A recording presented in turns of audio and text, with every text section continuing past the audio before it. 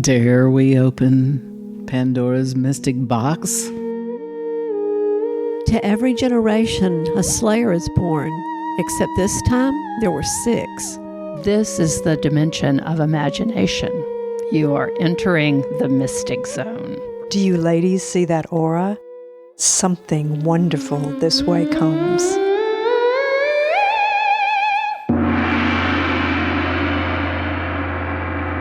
Welcome to the Mystic Order podcast. And I'm Gail, the Mystic Queen. And I'm Joanne, the Mystic Defender. I'm Marion, the Mystic Dog Whisperer. And I'm Mary, the Nebulous Mystic. And we're missing 2 mystics today. We're missing Margie and Katie and their mist, but we have a very special guest, Rivers Langley. And tell us a little bit about yourself, Rivers. Hello, I'm the Mystic Queen's son, the Mystic Prince. I am a comedian and a podcaster myself, and I live in Los Angeles, California, and I'm here for a holiday. Holiday, so great.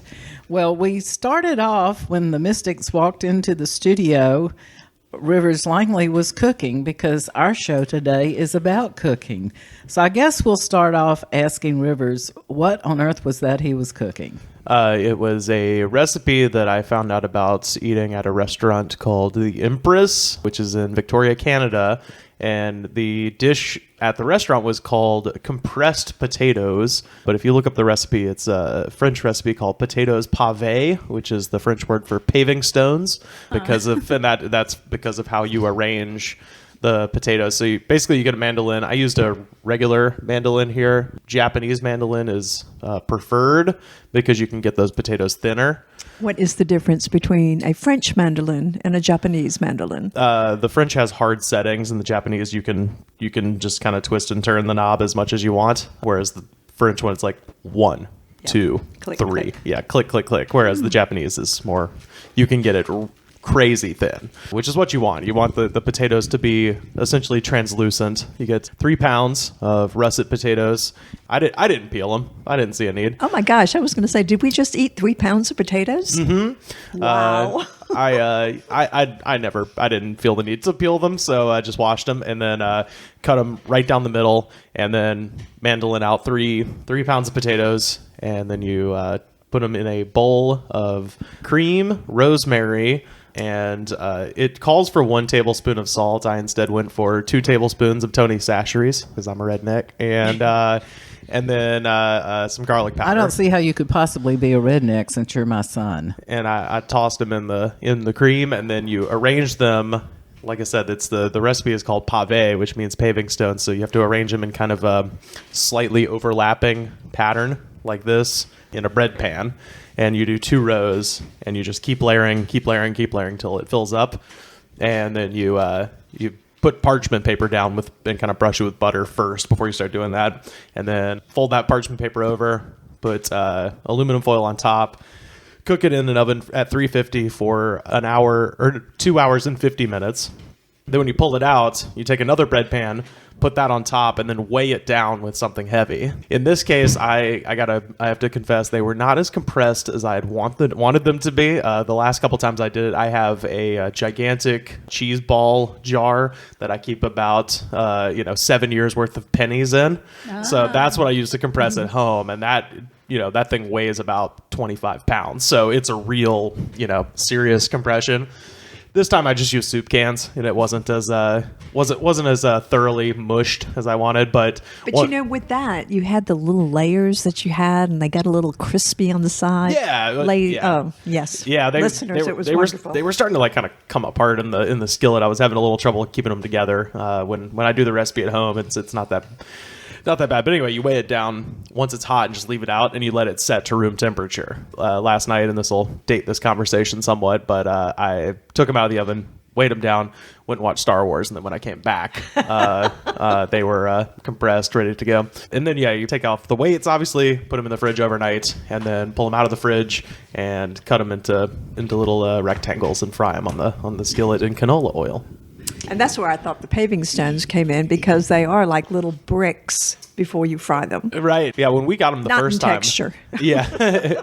when we got them the first time, they just, if they're compressed correctly and you're just looking at them, you're just like, oh, these are just potatoes that have been cut into rectangles. And then when you eat them, they kind of flake apart and you're like, oh, this is Right, something and else the happening here. cream and the butter and the fried and all that stuff. It's almost Rosemary. it's almost a perfect French recipe because there's 4 ingredients. It's delicious and it takes forever.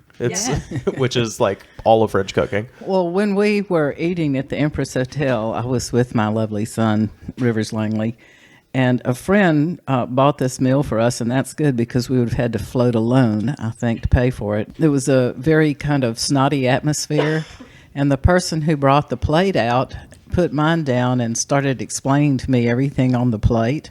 And when she got to compressed potatoes, I told her I would personally like to thank the chef for compressing my potatoes. And later, after I tasted them, they were so absolutely delicious, I felt bad about being snide. So I recommend this recipe. Mm-hmm. And also, it genuinely does take forever. It's such a complex process. But Well, the abbreviated version is what I call potatoes Anna. And you stop at putting them in layers with the cream, with the butter, with the seasonings, and then you just bake it and stop. Oh, okay. Gotcha. That sounds good. What's it called? Potatoes Anna.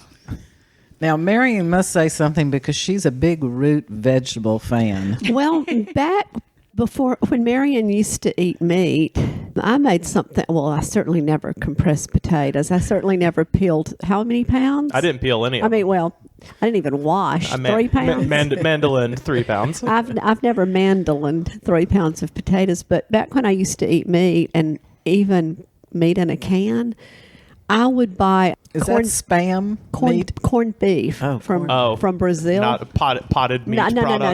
No. I never ate potted meat or any of those, but I did buy Vienna sausages. No. Well, I did eat Vienna, and then I came to Auburn, and my classical guitar and piano teacher said, "It's called Vienna," and I went home to Jernigan and said, "We can't say Vienna sausage anymore. It's Vienna," and that didn't go over well in Jernigan. Did they sell Vienna sausage in your country store? We sell Vienna sausage, souse meat. Deviled ham. Yeah, deviled ham. We sold hook cheese. We sold canned saltfish in a great big tin can that sat on the floor. And that's what we used to have for Sunday morning How long did that breakfast. saltfish? It lasted a good while, but we would have that for Sunday breakfast, and it was delicious. We'd have grits and saltfish for Sunday breakfast when I was growing up. It was good. But is this a meal for poor white trash or country store owners? It's a delectable meal for either. But I used to do the potatoes and cream and butter and salt and pepper and layer. I just thin slice potatoes. Yeah. And layer it with the corned beef.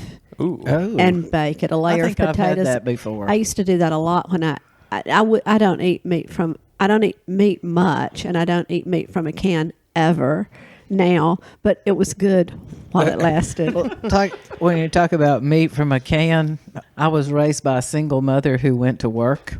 We had the people who helped at home, kept us children, and did the cooking. We actually had a schedule for what we were going to eat, the same schedule every week, like Monday's fried chicken, Tuesday's fried pork chops. Wednesday is cream tuna on toast I out love of the can. that. I do eat tuna out of a can.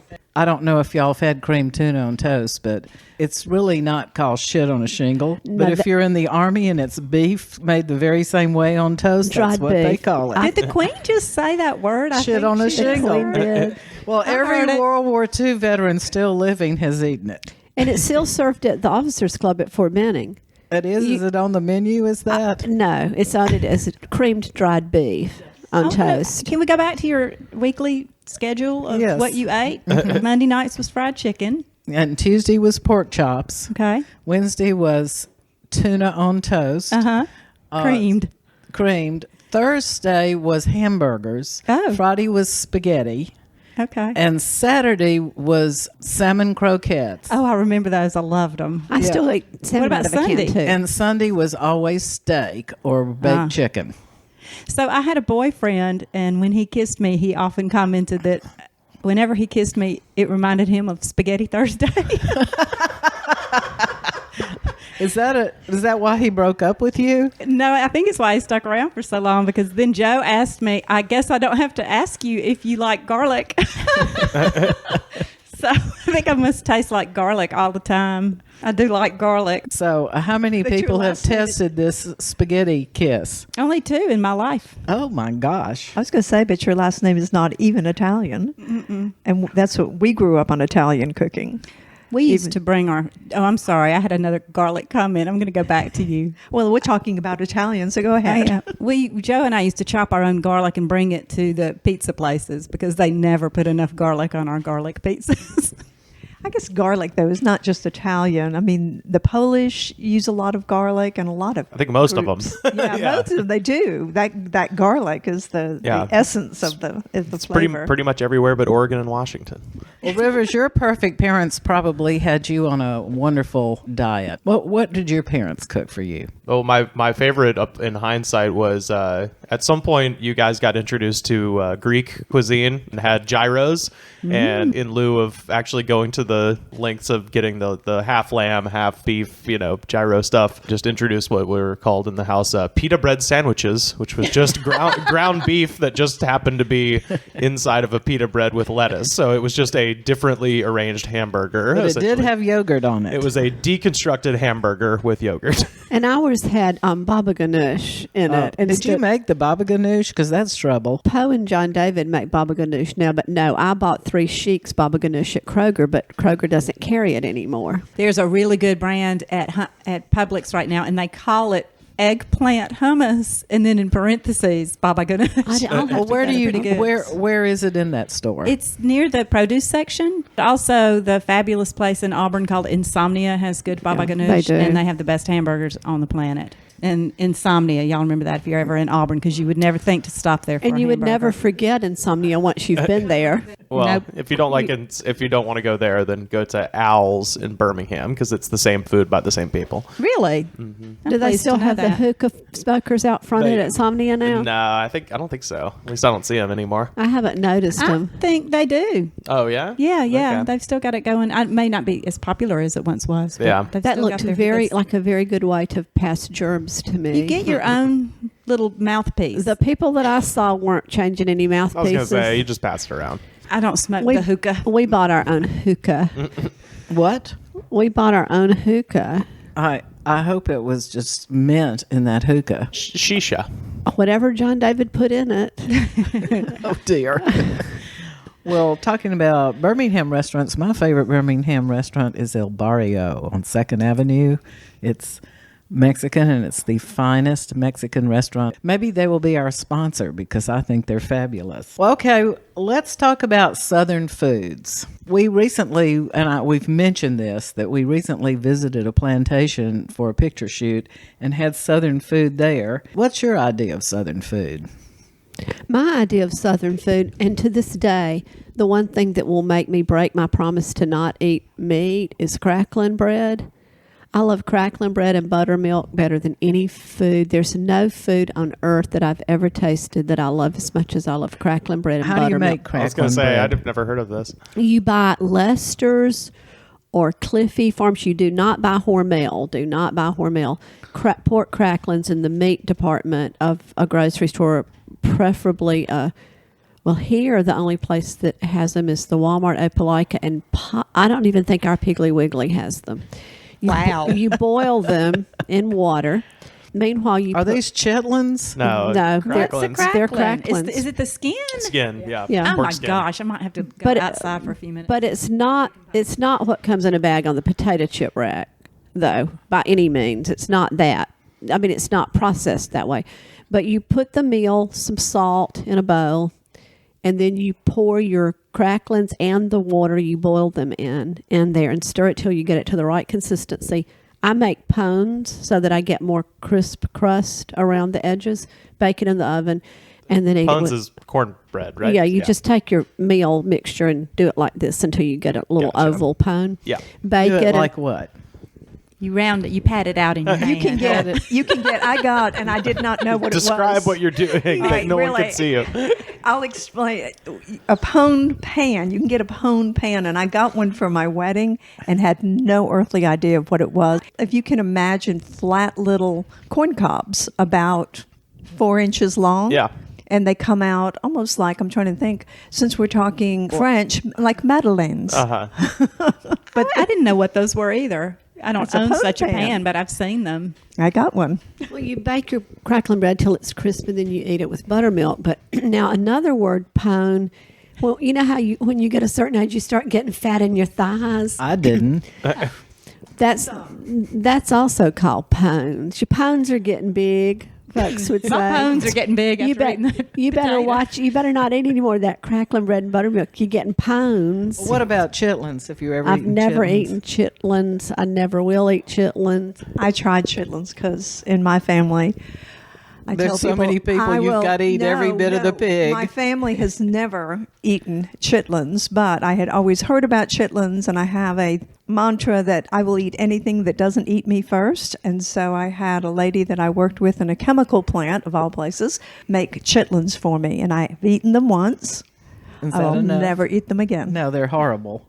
Well, there's things you say that you'll never eat. And back in the day before I gave up eating pigs, I liked sausage. And I went home one day and there was a styrofoam container in the refrigerator, which is always a good thing. It means somebody went to a restaurant. I opened it up and yummy. It was like a scrambled egg sausage casserole, which I heated in the microwave and ate all of, and it was delish. And Janie, my stepmother, came home and she looked in the refrigerator and she said, who ate my brains and eggs? Oh gosh. So never say never. I have eaten brains Yeah. and they were delish, but I would never eat them again. My son loves tongue. Oh, tongue. At the Mexican restaurant, he'll order tongue. Tripe. Yuck. Yeah. It's tongue. And Tripe's, tripe is intestine. Tripe's Oh, stomach. tripe's the stomach. Oh, that's Tripe's right. Yeah, stomach. yeah. Tongue is tongue. Oh, yeah. I get guacamole, and he gets tongue. Well, Rivers, tell the mystics about the drink you had in the Yukon.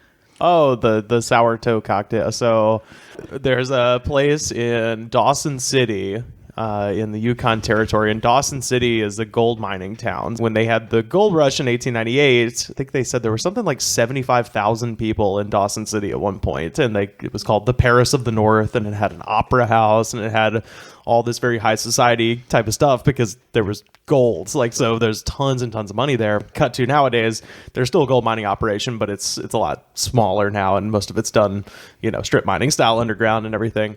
And so the town was built on top of permafrost. Every spring, that permafrost becomes very, kind of ooey gooey, and the town is slowly sinking.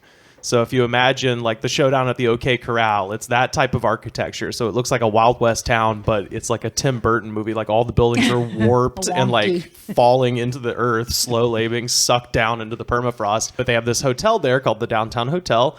I think frostbite is very, very common there, and people lose fingers and toes. And one of the things about the Yukon is you can tell the problem drunks there because they're all missing pieces of their faces where they fell in the snow and fell asleep, and then their faces started to freeze and they had to like cut parts of their faces off. So all of the drunks are missing pieces of their noses and cheeks and stuff like that. And as tends to happen, people lose toes a lot due to frostbite.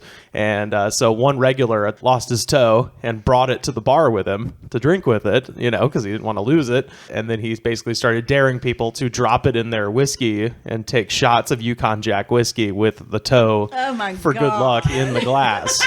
The original toe, I think, lasted for like 30 years. They keep it in salt. You pay a certain amount of money because, they drop in alcohol, but then as soon as it's done, they put it back in the salt. Because if they kept it in alcohol, it would turn gross. I'm sure it's not gross now. I mean, yes, it's mummified It's a and it's briny black toe. Yes, sure. The original toe is a big toe. Basically, this became so kind of popular where people would go in and do the shot with the toe in it, that more people started donating their frostbitten digits to the process. And so now I think they have one big toe and one middle toe. And they used to have two big toes, but this guy comes in and of course he's an American, and of course he's from Texas, comes in and says to the lady, so they have a woman running it, I believe her name was Captain Ann, and she wears a captain's hat, and she's, she kind of looks a bit like, the Crypt Keeper's sister. She was real nice, she was real sweet, but, you could tell hard times. But yeah, she said that the guy comes in and was like, hey, how much did you say you would fine me if I accidentally swallowed the toe? And she was like $500. And so he just drank the toe and slapped down $500. So they had to find a new toe. So that someone gave him a replacement toe. I personally have committed my toes upon my demise to them. It was a verbal agreement, but... How nice. Now you have witnesses. Yeah, you do. absolutely. I'm a little worried about when I go to the Great Divide. Mystics, I want you to count my toes. But you go in and you pay, I think it was $5 Canadian, and then you get assigned a number. So I'm like the 6,972nd person to do the sour. They call it the sour toe cocktail. The thing that I thought was kind of a cop out is that you could do any alcohol with it. There was no specific drink attached to it. It was just a shot of some hard alcohol. So you could do rum, vodka, and to me, I'm like, it's Yukon Jack. What else are you going to do there except the local whiskey? So I did it with Yukon Jack whiskey. My mind has bounced back and forth between the Vatican and David Lynch through this whole story. Yeah, it's a pretty famous. Like they've had segments and stuff where they've sent travel people up there. Talk about relics. So who else here among us would drink a shot of the toe? Not me, not the Queen. And I can't believe the Prince did. Well, I had a documentary crew. There was a CBC Canadian Broadcast Company camera crew following us this whole time. So it's kind of like, well, I'm not gonna look like a Were they wuss on Canadian following TV. you because you had committed a crime? Well, no, we didn't commit a crime, but they did get pissed at us. So the thing you have to understand about the Yukon is it's Canada's Alaska. And I mean that in every possible way. Like, if you know people who have gone to Alaska, they went there because they did something wrong. And they wanted to get away, wanted to get away from it. And I had a brother-in-law that did that. Right? See, it's that's what Alaska's there for. It's there because their culture there is very, like, we're not asking questions. We're That's just right. assuming you're here because you did something terrible back east, The Yukon Territory functions in a very similar way. Like, it's a lot of people who did something sinister in Toronto or whatever, and they had to get out. And when we got there the first day, this camera crew was kind of following us around because we were the first American comedians to ever perform in the Yukon Territory. Like, the Canadian comics have sort of a circuit, so they go up there all the time.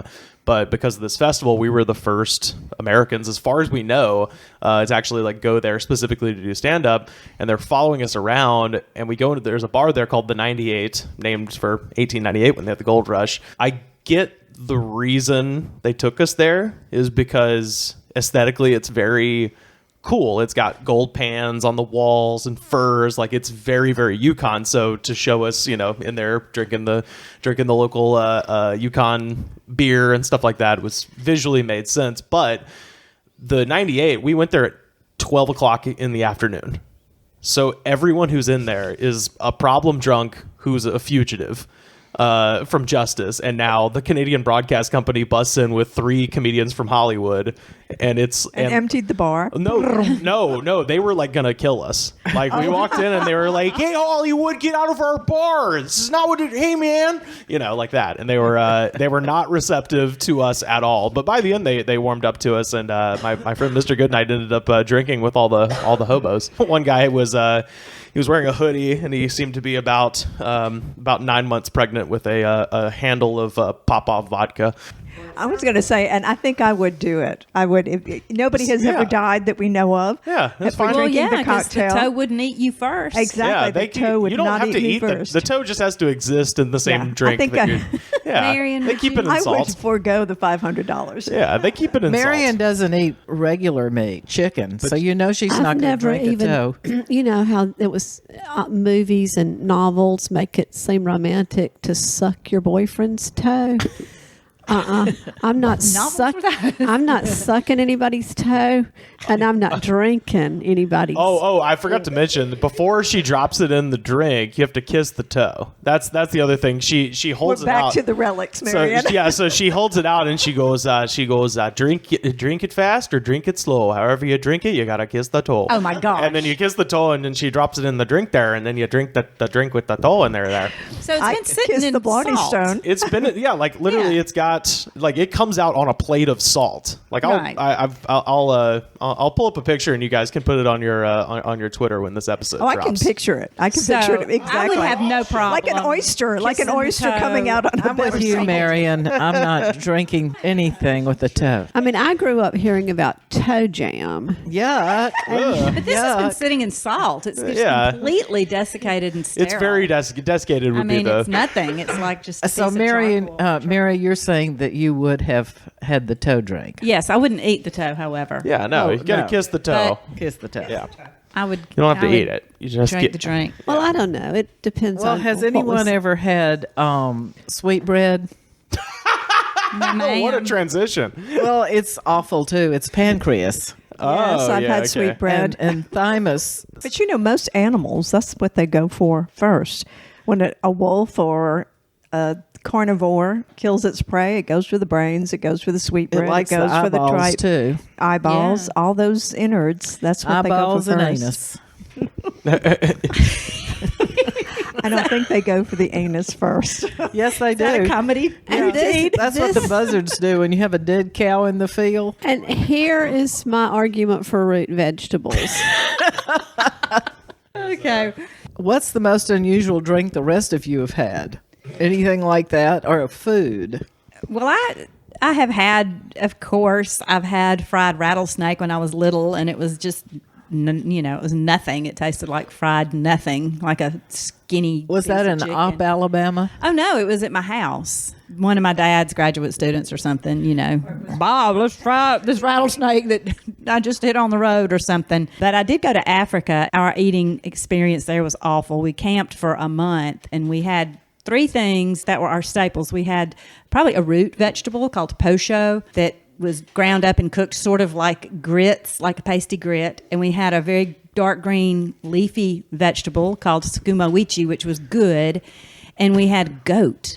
I have a lot of experiences with that goat situation, but the worst was that I would sit under the tree and read books and pat the goat, and then I was like, wait, why am I patting this goat? It's going to be slaughtered for dinner. And I'm not even going to go into how horrible the slaughtering of the goat was. I can no longer talk about it like I used to could, but it was awful. I've eaten grasshopper, I've eaten roasted larva, and chocolate-covered crickets. I was fortunate enough when I was young and boy crazy to meet 2 very cute brothers who were Seventh-day Adventists. And they recommended that I eat by the book of Leviticus. And it was one of the best things that ever happened to me. I can't claim that I still eat by the book of Leviticus, but I started learning early on. I'm just not Did you also have to read the book of Leviticus? They read it to me. Oh, they did. But They had it memorized. I just don't. I'm not a foodie. That's something I realized from having Facebook. I'm not a foodie. I like plain food. I don't want my sweet potatoes to have extra stuff in them. I just want them baked in the oven with some butter. I don't want any raisins and Rice Krispies. Marshmallows. I just like my food plain. Plain And is like that what the book of Leviticus says? that's what I was I gonna want to say. know I what just it If you want- really mix are. foods, it's wrong. I want my food plain like the book of Leviticus. Okay, What well, it- what does does this it help you say? get to heaven? Oh, I have no idea. I doubt it very seriously. I doubt it very seriously. And, I don't follow anybody's rules. So it's not like I have to eat by the book of Leviticus. I'm just saying I sort of trained myself early on to like plain, uncomplicated food. So I never have been. I'm one- definitely looking this up. I'm not- So that probably says no cloven-hoofed animals or something. No Okay. shellfish. I can What else? I can do that so far. I'm already eating by the book of Leviticus. You probably are eating by the book of Leviticus, but book of the book of Leviticus, yeah. Can you get liquor in the book of Leviticus? Those 2 boys seemed to me to be able to do anything they wanted to do I when they see. weren't at church. I see.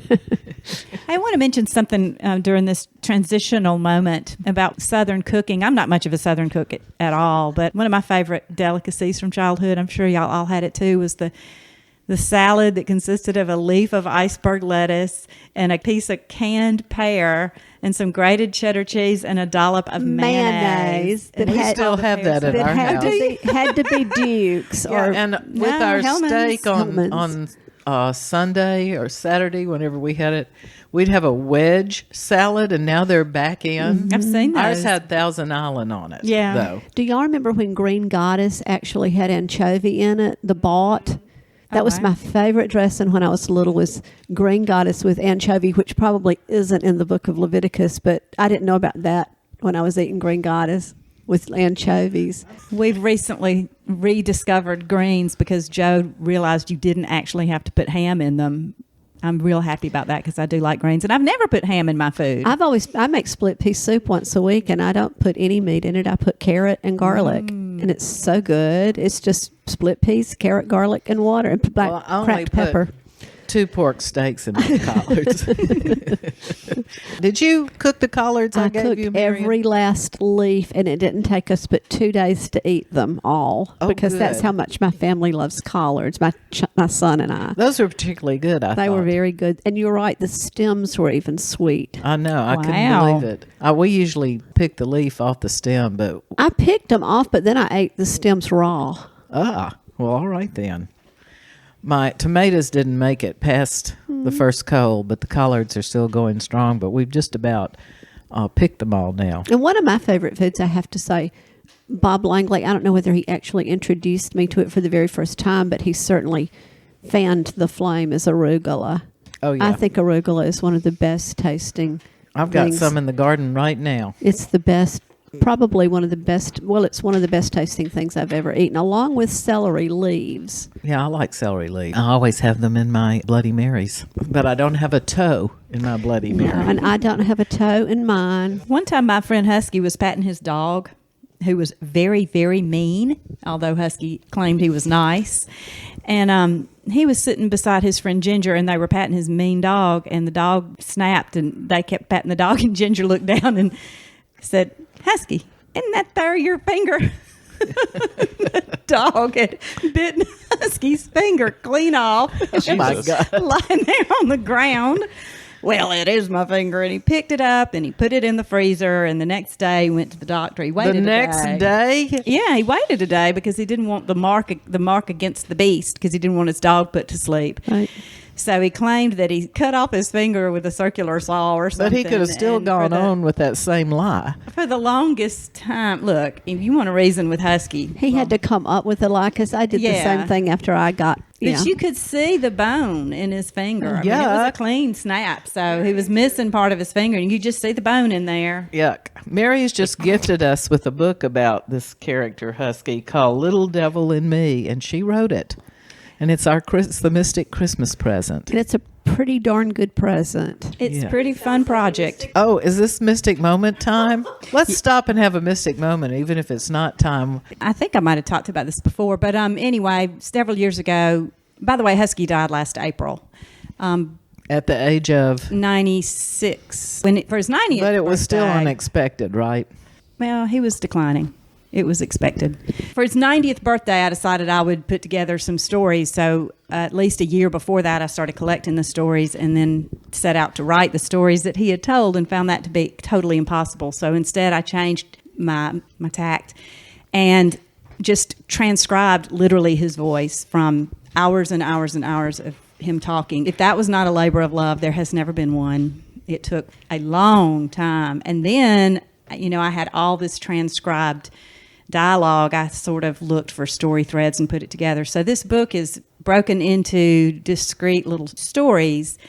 They were not necessarily told that way, but nothing has been removed or added. It's literally just his words. And if you know anybody that age from the South and how they talk, it's really lyrical, and it was a delight to write and to share with him. He and I sat down and edited it word by word, and all I'd done wrong was misspellings. And I got those edited and corrected in a book form, but unfortunately, that book didn't come out till after he died. But you can order the book for $5 on Amazon or the Kindle version for 99 cents. And what do you type into Amazon to get to that book? Little Devil in Me, Mary Dansack.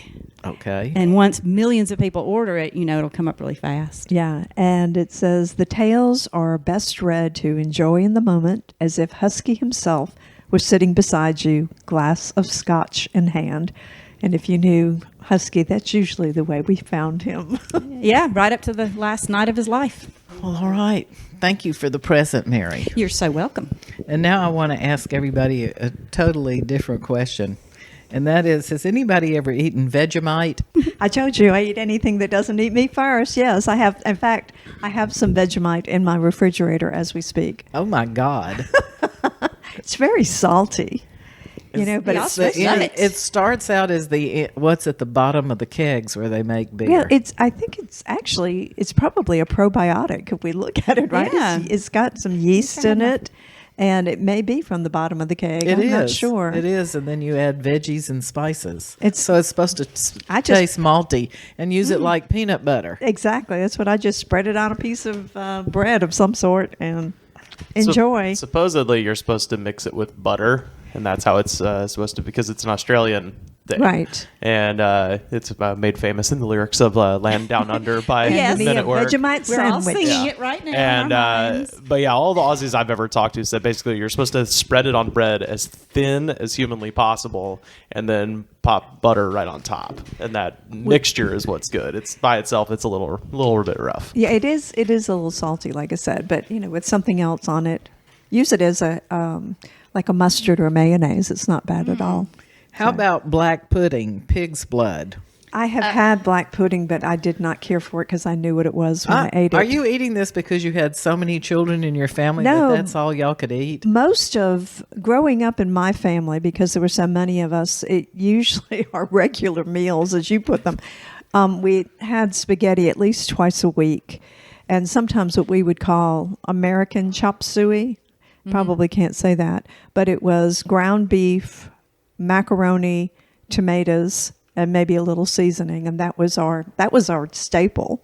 We ate a lot of potatoes. Lots of times, lunch would be a potato, boiled a potato. This is almost sad. Well, it's not. I mean, we all grew up. We all are very healthy today. Libby was laughing the other day. With all 12 of us, my mother could make a meal for all of us out of 2 pounds of meat. And today, probably 4 people would easily eat 2 pounds of meat. We just ate 3 pounds of potatoes. Sure, yeah, we just ate 3 pounds of potatoes, but potatoes divide was that by typical. 5, though. That's But divide that by 14 is what you would have done in my family. Yeah, we had soup. Leftovers were put into a pot and made of soup. how about this food, Joanne? Yes. This may be a challenge. Have you eaten Rocky Mountain oysters? No, have not done that because I do know what they are. They won't eat you. They will not eat me. And let's put it this way. I have never had the opportunity. No one has ever offered me a Rocky Mountain You oyster. should have hung out with Husky more. I guess so. He always had Rocky Mountain oysters, and he just went and harvested them himself in his fields. And I did not eat them, by the way. I was going to say, I guess. But probably if you put them on the mandolin, thinned them out real good and Yeah. paved them. A little cream and Now, this is, Rosemary. Tony's Satcheria. this is close, but not there. But my husband loves gizzards. Oh, I do too. See, and that's well. What's the difference between a gizzard and a Rocky Mountain Well, there's oyster? a big difference. Yeah. We'll talk Just about that later after the. location. Ask any After real the- estate agent. We will explain that to you after the podcast. We ate a lot of sardines. You did? Uh-huh. How about spam? Mama, if it were left up to my parents, yeah, we would have a lot of times on Sunday night she'd make fried spam and grits for supper. And I loved it. It tasted good, and she'd put fried spam and mustard sandwiches in my lunch because I was not a person who ate. I wouldn't eat anything. I wouldn't eat anything that the school offered. Just no, please, not hominy. puffed grits again. So I carried my lunch to school from home.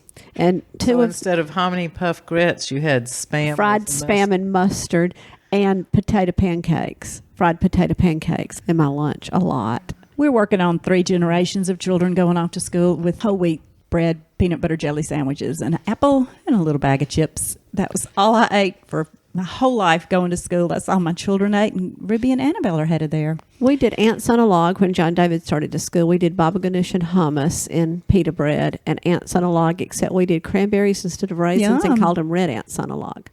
So on Sunday nights, when my kids were little, and we'd have, I had 3 children in 3 different schools, on Sunday nights we would make the lunches, and we would do it assembly line style with the bread and the peanut butter and the jelly, and then we would pack the sandwiches back into the original bread bag, tie it up, and put it in the freezer. So in the mornings, everybody could just grab their sandwich, back to the assembly style line and out the door. And every now and then, a poor unfortunate child would come home and say, "Mama, I got another air sandwich." An air sandwich. What's an air sandwich? And I know what an air sandwich When is. some unfortunate child got just 2 slabs of bread that had somehow gone through the assembly line and not without- gone through the quality check. yeah. I was Just 2 afraid it pieces was of bread. filled with No, No. just 2 pieces of bread with nothing but air. a but fart sandwich. We have no, Gail. we have on occasion when there were many children and Mama didn't realize that the pantry had run low, go with mayonnaise sandwiches. Yeah. Hey, that's a delicacy now. Mayonnaise and onion. Did you ever have mayonnaise and onion? To this day, I love mayonnaise I and think onion. that's a The lyric. larder was low. I think that's a lyric from the Mr. Grinch song. Mayonnaise and onion? You're a mayonnaise and onion sandwich. They're so good, though. If you love Pepper? mayonnaise and onions, I guess you could put pepper. We didn't. We just put mayonnaise and Didn't onions. the person that broke into your family home make them Mustard. Oh, they made a mustard. She made a mustard. No, she made a mayonnaise sandwich, Yeah. but she didn't put the onions on it. Duck Well, was her name. she was afraid. It wasn't me. I got the mustard confused because I always loved mustard. And I snuck the jar of mustard and a spoon and went in the living room where I wasn't allowed and sat down on the white sofa where I also wasn't allowed and began to sneak eat mustard out of the jar. And my mama caught me and hollered my name when she screamed my name, I threw the mustard and the spoon up in the air and got mustard all over her white sofa. Did I ever send you to school with nothing in a sandwich, Rivers? Nah, it's reliably bread with apple jelly and peanut butter. There you go. Well, my girls were making their own sandwiches. If they got an air sandwich, it was on them. You liked to eat at school, though, didn't you, Riv? Yeah. I still cannot have chili without also wanting, because every day of my entire school life, when it was chili day, the side items, and this is K through 12, like the whole time, the side items were bowl of chili, cinnamon rolls, orange slices, and grilled cheese sandwiches. Yep. And that combo to this day is like the only way to have chili. Like it doesn't make any actually make any sense, except for the grilled cheese makes sense for dipping purposes. But yeah, to me, I'm like, if it's chili day, we also got to have some cinnamon rolls and we got to have some orange slices too. Well, along with that line of what Marion was talking about with her mustard, Marion did write she preferred mustard because mayonnaise was the downfall of the Southern woman, and that comes from the ploy of cooking cookbook. You know, Even back then. I meant to read some of my recipes, and this is weird. I did not realize that I'd put mock apple pie as a recipe in Mastering the Art. The other day, I ran into this guy that was ancient, and I'd known him for many years, and we used to rent an apartment to him in our old home place. And he asked me, do you remember making us mock apple pies? No, I don't remember that at all. You know, it's made out of Ritz crackers, and it really does taste like apple pie, except it's Ritz crackers. I guess I was being kind to the boarders or something. Wait, what do you mean? It's Ritz crack? Yeah. It's no Ritz- apples in it. There's no apples in it. It's called mock apple pie. And you make it with just like an apple pie with butter and cinnamon and lemon juice and zest of lemon and white sugar and brown sugar. Apples. Gotcha. And then you use Ritz crackers. Gotcha. Okay, yeah, that makes sense. I think it's better than apples. I bet it would be delicious. It sounds delicious. My mama made one night mock oyster stew. And she made it out of powdered milk because we were out of milk, and put, I believe it was just crackers in there to be the oyster. It was the most horrible thing I've ever eaten I in my think the next life. time I bring dessert to the Mystics, I'm going to make my I wish you would. I would love that. Once the Mystics visited Gita, remember we went over to Columbus and visited another great writer. Mm-hmm. And she made crab cakes, and I stole her crab cake recipe. Not her recipe, her sauce she had on it because it was so simple. And it was this is in the ploy of cooking under the story Lincoln in St. Lucia. All it is the zest of a lemon and orange marmalade and sour cream mixed together. Mm-hmm. It was delicious. I also have a recipe in Mastering the Art of Winch Cooking for the perfect gin and tonic. It's one without a toe. I use Boodle's gin, Rose's lime water, just a capful, a wedge of lime, and chill tonic water, and it's yums. What did y'all put in this book? I have a recipe for my friend's bourbon balls, and I made them. They're really good, but they're nothing like the bourbon balls that I'm used to, which are, full of nuts and like little baby cheese balls almost. These are more like York peppermint patties, only they're circles and they're bourbon balls. And it requires you to put wax in with the chocolate, which is some chocolatier's trick that I didn't know, and I ran all over town looking for paraffin. Then you're eating wax. Paraffin, yeah. Well, not very much, but it makes the chocolate on the outside stick to the stuff. They were really, really good. We took them to the opening, and they went like hotcakes. Oh yeah, they did. I thought that at Christmas time it might be fun to put a drop of peppermint in there into those bourbon balls. So that is in Mastering the Art of Winch Cooking. The peppermint delicious schnapps instead of the bourbon. I don't know. Maybe. Can you use both? You got to have the bourbon. The bourbon is such a delicious taste in the candy. I don't know bourbon and peppermint, but we'll eat anything that doesn't eat us first. Yeah. Don't have a recipe in this book, but I did want to bring one to your attention if you guys didn't know about this. So this is from WOSU Public Media. It's a NPR radio station. In 2015, after a 10-year legal battle, the Library of Congress released a trove of Rosa Parks' personal documents. Last year, the papers were put online for the first time. They include postcards from Reverend Martin Luther King, lists of volunteers for the Montgomery bus boycott, and pages of journals. Buried in the Parks collection is another document that doesn't have as much historical significance, but it got my attention. It's a recipe for peanut butter pancakes written on the back of an envelope. So this is Rosa Parks' Feather Light pancakes, and we actually made this when this article came out, and they're great, but also she calls for 2 tablespoons of baking powder, which they are feather light for sure. But one cup of flour, 2 tablespoons of baking powder, half teaspoon of salt, 2 tablespoons of sugar, 1 egg, 1 1/4 cup of milk, 1 1/3 cup of peanut butter, 1 tablespoon of shortening or oil, and combine all ingredients, cook at 275 on a griddle. And that is Rosa Parks' damn near explosive peanut butter pancakes with a ton of baking powder. You know what? I don't know fabulous. why we didn't ask you to submit a recipe, because we had guest recipes in Mastering the Art of Winch Cooking. Well, I stole that one from the late great Rosa Parks, but you did say it was public domain now, though, right? Yeah, Library of Congress. There you Yeah. go. So it's Let's give it some credit. But if you attempt to make those, make sure you just keep an eye on those pancakes, because it's a lot of baking powder. It's a lot of peanut butter Now too. now that you brought peanuts up, we haven't mentioned boiled peanuts, and we're supposed to be talking about Southern food. Right. Yeah. And they're delish. Well, that's why I brought that up. Right. Southern food, obviously. Right. Rosa Parks, born in Tuskegee, well known for peanut butter, George Washington Carver, and all that. You could write a little story and then just change the recipe a little bit. That's what I did. My very best recipe ever is my chutney curry cheeseball. I know you've all had it with pecans on top. And I stole it from the party person of Auburn. And I served it The one party time. person of Yes, Auburn. she I know had who all she's the talking recipes. about. Who am I talking about? Lee. Yes, I am. She wrote cookbooks. Oh, okay. She did all looked the just like parties. Little Bo Peep. Yeah. Oh, and the other thing is, do y'all remember when Taylor Swift came to Auburn? 2 young students asked Taylor Swift to come to Auburn and give them a hug.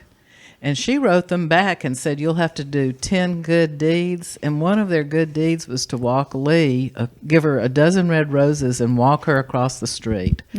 And I was so jealous. And sure enough, Taylor Swift came, and we were, Rivers, we were in an antique mall, and you said, I think Taylor Swift is coming to Auburn. You'd seen the plane come in, right? Yeah, I think so. But Lee had the recipes of all recipes. Before we run out of time, I'd quickly like to tell you that I took it to a party about 10 years after she gave it to me, and she was at the party.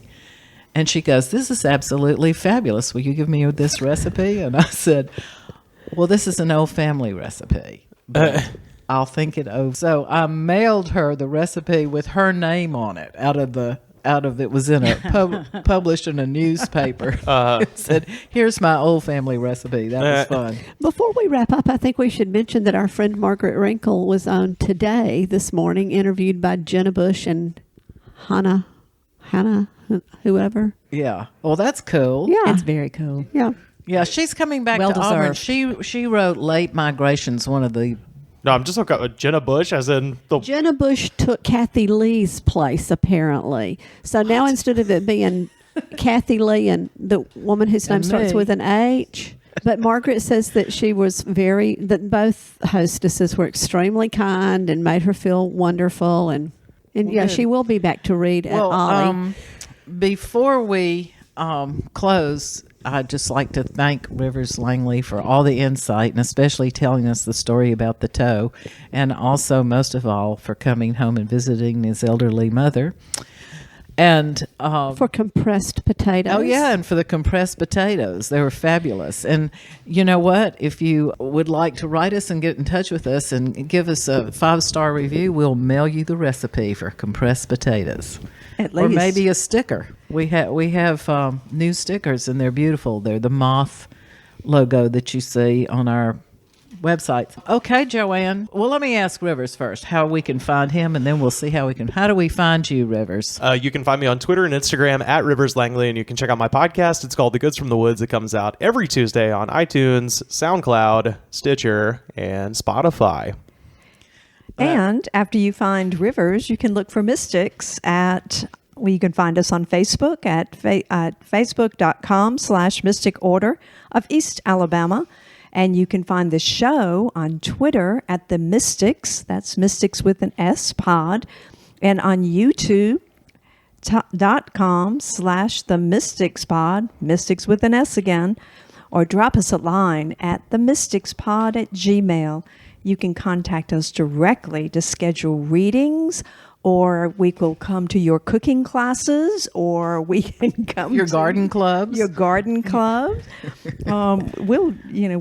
If there's a show, Study we'll club, be there. Car wash. Car wash, sure. I don't know. Car washes. Had a bad experience in high school. But anyway, or to order our books, which are also available on Amazon. If you've enjoyed this podcast, please rate, review, and subscribe. And please tell all your friends, because this is too much fun. And remember, ladies, be the flame, Not the moth.